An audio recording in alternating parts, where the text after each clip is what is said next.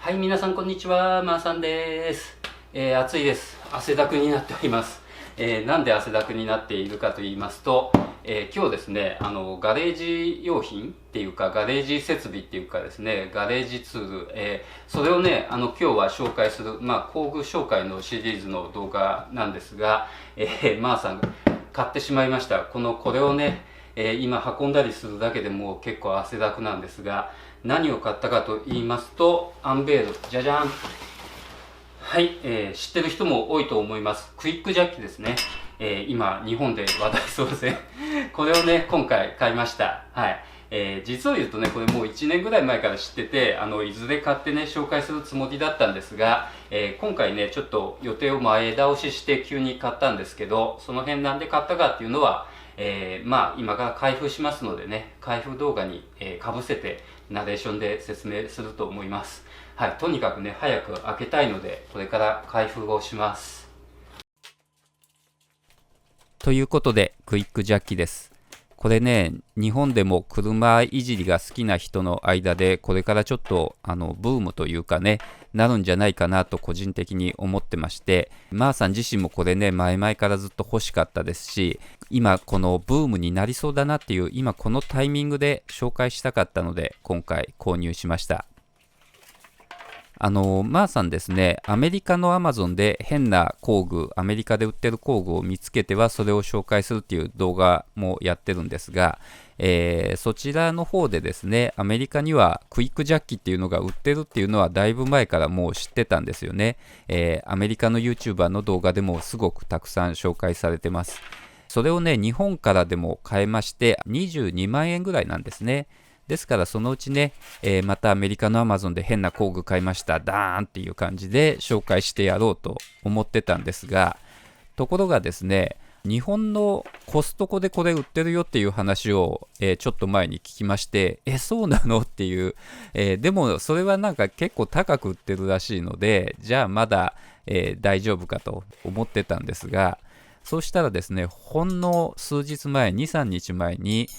日本のアマゾンでもこれを売ってる、今までも売ってることは売ってるんですが、30万とか40万とかいう値段がついてたんですよね。ところがですね、数日前に見つけましたら、17万8000円前後で複数のショップが出してまして、これ見て非常にびっくりしまして、アメリカから個人輸入するよりはるかに安い値段なわけですよね。マーさん自身この値段ならすぐでも欲しいし、これから日本でもちょっとね、注目を集めるんじゃないかと。だから動画で紹介したいなと思いまして、Amazon でその安いのを見つけたその日に即、ポチりまして購入しました。はい、一通り中身を全部出しました。これだけのキットになっています。結構重たいですね。このリフト本体の片方で多分40キロぐらい、それ以上かな、ある気がします。リフト本体はこんな感じになってます。驚いたのはですね、この製品ちゃんとした、日本用にローカライズされた製品なんですね。てっきりアメリカで売ってるやつをそのまま持ってきた並行輸入品かと思ったら、とんでもない、いろんな表記も、それから取扱説明書もね、すべて日本語になってました。ですからちゃんとした、正規販売元が日本にあって、ちゃんと日本向けに出してると。だからサポートも保証もちゃんとあると、そういう感じですね。本体がこんな風で、こちらが本体をスライドさせる時のハンドル、それからホースと各種のニップルというか継ぎ手ですね。それからこちらが車に当てるブロックですね。そしてこれがコンプレッサーっていうんですかね、リモコンスイッチ付きのコンプレッサーだか油圧装置だかっていうことですね。これだけのキットになっていて、基本的には配管つなぐだけなんですが、一つ誤算だったのはですね、オイルが付属してなくて ATF か何か動作油を別途自分で用意しろということになってます。その動作油を入れて配管つないでエア抜きとかそういうことをしないといけないみたいです。では組み立てというか作業のほとんどは油圧ホースをつなぐっていう作業なんですが、それをやっていきます。本体をですね、実際使う配置に置いておいて、それからホースをつないでいこうと思うんですが、今ちょっと間違えてましたけど、一応ですね、本体に左右の区別があってですね、本体の横に、ストッパーがついてるんですが、そのストッパーが外側になるように配置すると。あと本体の、片側にですね、キャスターがついてまして、今みたいに片側を持ち上げて移動するっていうことができます。そしてこの中央にあるシリンダーに油圧ホースをつなぐんですが、これ最初の手順からいきなりね、トラブルがありまして、今シリンダーの片側を外してやってますけど、本当は外さずにつくと、そのように説明書に書いてありますが、実際はフレームに当たってしまってできませんでした。ですから急遽シリンダーの片方を外したんですが、この辺がアメリカクオリティなんですかね。でもまあ一応こうして、本体側のホースは取り付けできました。ちなみに反対側はシリンダーの片方を外さなくてもすぐ取り付けできましたね。そして今やってるのは付属の長いホースの両端に、このカプラーといいますか、これをつけてます。ジャッキ本体には短い油圧ホースをつないでおいて、この長いホースを、ジョイントカプラーでつないで使うと、必要に応じてつけたり外したりできると、そういう風になってます。ただですね、このカプラーを取り付ける作業をユーザーにやらせるっていう意味がよくわかんなくて、カプラーつけた状態で販売しても別に梱包サイズが大きくなるということもないと思うんですが、その辺はちょっと謎ですね。次の作業、この小さい方のタンクですね、ここに 50psi の空気を入れろということなので入れます。ですからコンプレッサーとかがないとね、組み立てできないってことになりますけれども、そして 50psi、あるいは35バールだったかな、3.5 バールかって書いてありましたけれども、要はまあ日本でよく使うキロパスカルでいうと、350ぐらいっていうことでね、今ちょっとなんか多めに入れちゃってますけど、350キロパスカルぐらい、空気を充填しておくと。そして次はポンプなんですけれども、これですね、足がついてないのでガタガタして安定して置けないんですよね。それで足が付属でついてるので、このゴムですけど、これを、つけろということでつけたんですが、つけてもやっぱりガタガタで、要は足のゴムがちっちゃすぎるんですよね。どういうことなのか、いまいちよくわかんないですが、そのうち改良します。そして今ここにカプラーをつけるんですけれども、これもですね、実際のもの、実物と、説明書の内容が全然食い違ってまして、ちょっとしばらく悩んでから取り付けました。ちなみにこのカプラーですね、すごい優れもので、オイル油圧のラインなわけですけれども、すごいワンタッチでつけたり外したりができて、しかもオイルが全くこぼれないんですよね。次は動作油、ここでは ATF を使うんですが、それを入れていきます。今ね、タンクの蓋を開けてますけど、周りがなんか濡れてますよね。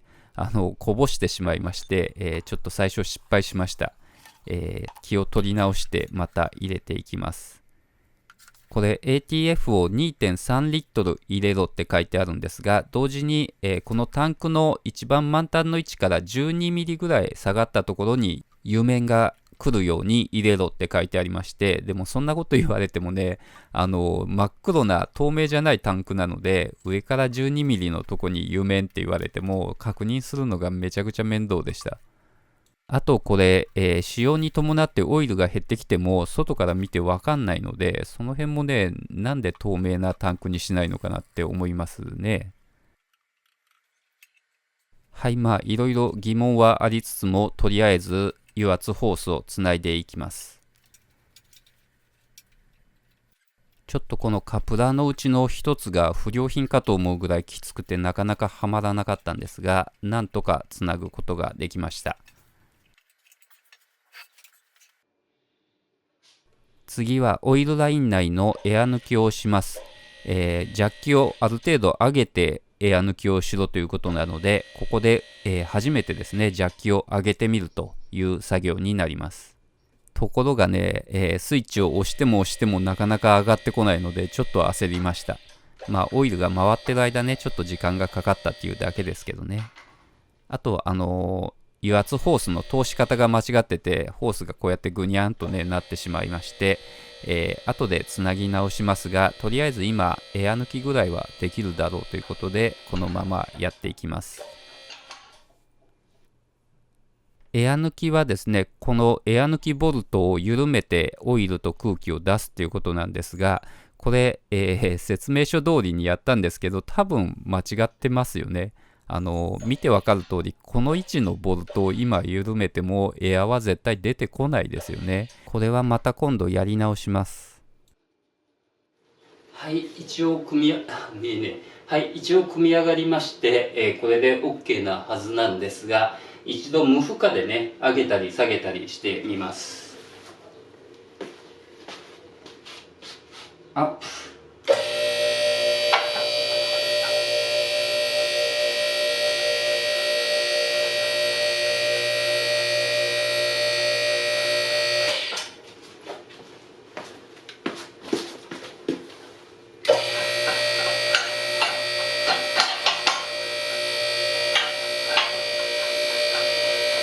はい、無負荷で最高まで上げると下がらなくなるって、書いてあるので、もうちょっといけるか。はい、この辺にしておきます。カクカクした動きですね。ストッパーを排除して今度は下げてみます。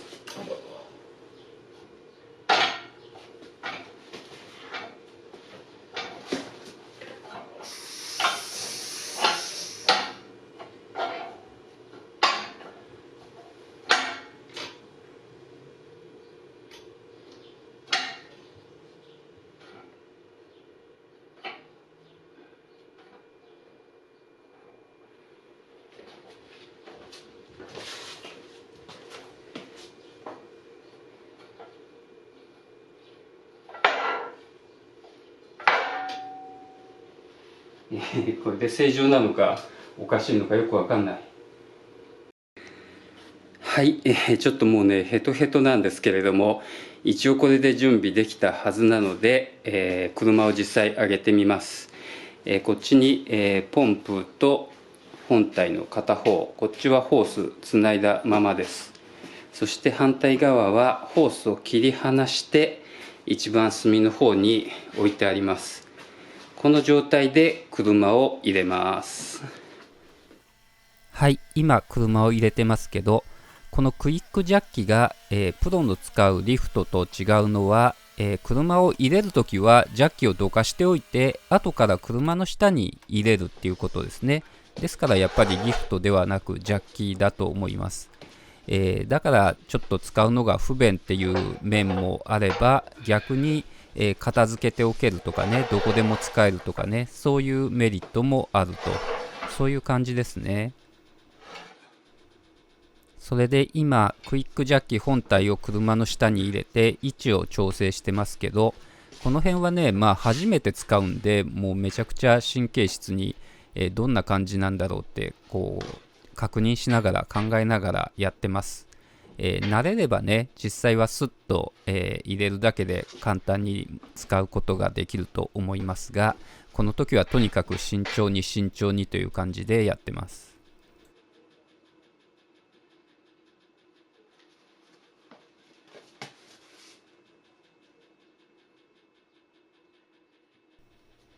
今こちら見えてる方終わって反対側も同じように、そして反対側は今から油圧のホースをつながないといけないわけですね。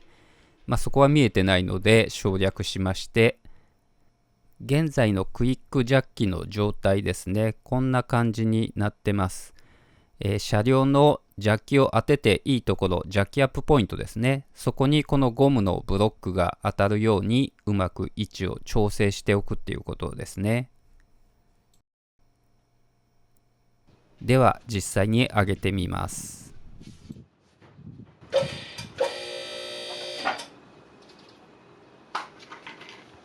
最初ということでとにかく細かく点検しながらやってるので結構時間食ってるんですが、ここはあえてノーカットでねお見せしていこうと思います。今ちょっと上げては先ほどのゴムのブロックがちゃんとジャッキアップポイントに当たってるかどうかを確認しながらやってますね。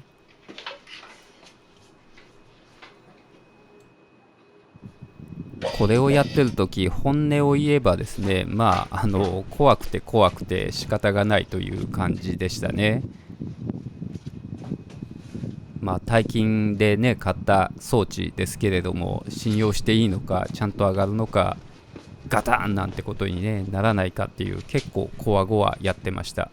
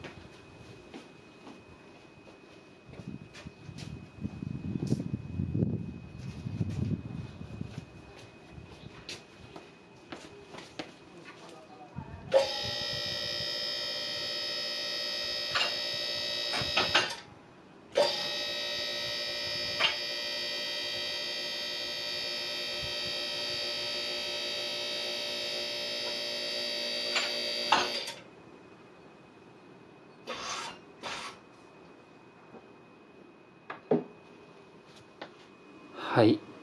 上がりました。今最高の高さまで上げてあります。何事もなく上がったんですがなんとなく怖いね。具体的になんか危なっかしいっていう感じがするわけではないんだけど、慣れの問題かな。なんとなく怖い。具体的にここやばいじゃんとかいうようなことはないです。タイヤかなり高く上がってます。こういうゴムのブロックで支えるんですが、これは最近の本格的なリフトなんかでもよく見るやつですね。後ろはこんな感じです。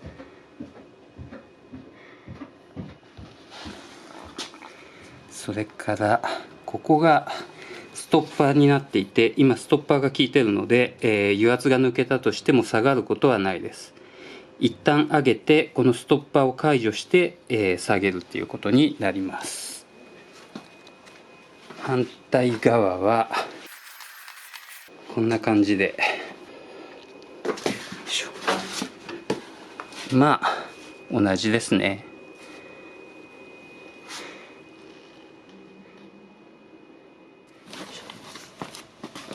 じゃあ今度は下げてみます。一旦上に上げてストッパーを解除。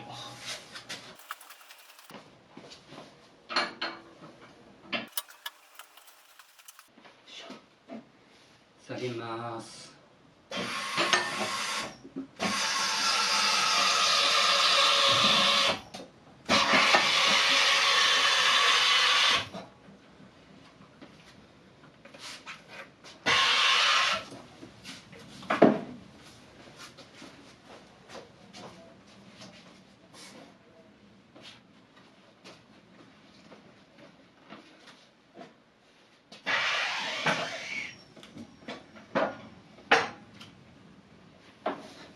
最後なんかカクってずれた。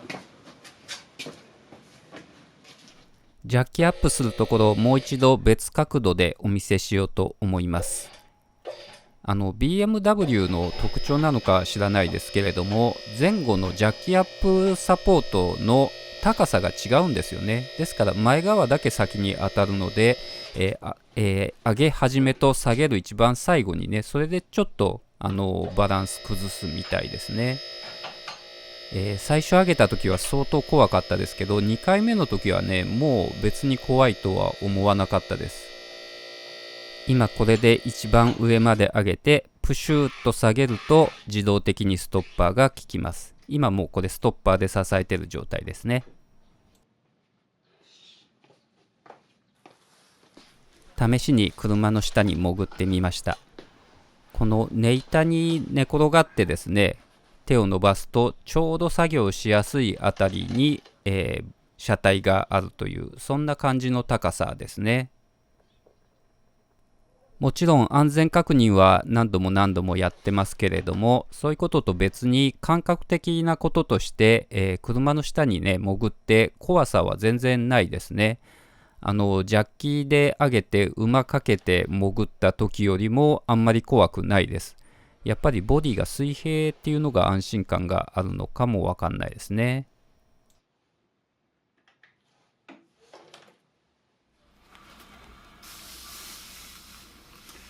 はい、クイックジャッキとりあえず使ってみました。届いたその日にね、一応使える状態にはなりました。